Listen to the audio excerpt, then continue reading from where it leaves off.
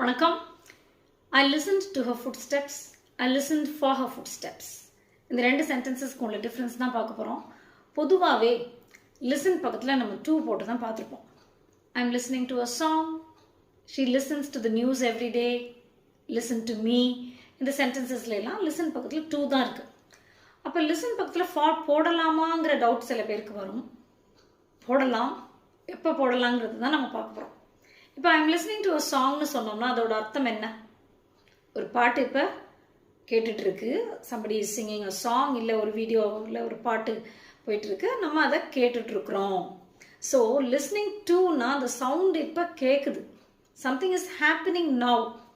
அப்போ ஐ listened to her foot ஸ்டெப்ஸ்னால் அவளோட food steps எனக்கு இப்போ கேட்குது. இப்போ நடந்து வரா, அதை நான் வந்து கூர்மையாக கேட்குறேன், கவனித்து கேட்குறேன்.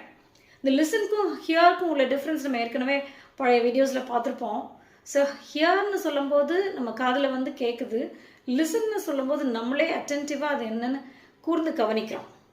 அப்போ சத்தம் கேட்குதே, நடந்து வராங்கன்னு சொல்லி I listened to her footsteps அப்படின்னு சொல்லலாம். I listened for her foot ஸ்டெப்ஸ்னால் அங்கே சத்தம் இன்னும் கேட்கலை, அந்த இன்னுங்கிறது தான் அங்கே முக்கியம். பட் எப்போனாலும் கேட்கும். அப்போ நம்ம அலர்ட்டாக இருக்கிறோம், காதை நம்ம கூர்மையாக தீட்டி வச்சுக்கிட்டு your straining your ears to listen to some sound that you might hear soon. இப்போ கேட்கும். இப்போ ஃபார் எக்ஸாம்பிள் நம்ம ஒரு வீட்டில் வாசலில் காம்பவுண்டு கேட்டு யாரோ திறக்கிறாங்க. இப்போ திறந்த பிறகு வீட்டுக்கு வந்து இந்த ஃப்ரண்ட் டோர் பெல்லை அடிக்கிறாங்கன்னு வைங்க.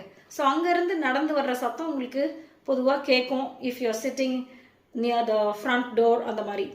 அப்போ நீங்கள் வந்து அது கேட்கும் அப்படின்னு நினச்சி எதிர்பார்த்து ஆன்டிசிபேஷனோடு இருக்கிறீங்கன்னா அங்கே ஃபார் சொல்லலாம். அதே மாதிரி மாடிப்படி ஏறி வருவாங்க, இன்னும் கொஞ்சம் நேரத்தில் அவங்க மேலே ஏறி வர சத்தம் கேட்கும் அப்படின்னு நினச்சி நம்ம ஆன்டிசிபேட் பண்ணியிருக்கோம்னா I listened for their foot ஸ்டெப்ஸ்னு சொல்லலாம்.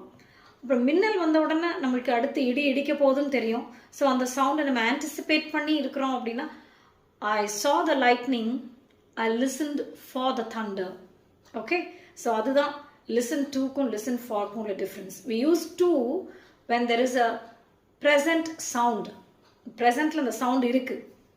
We'll use for when there is a potential sound. எப்பனாலும் அந்த sound கேட்க கூடும். Okay?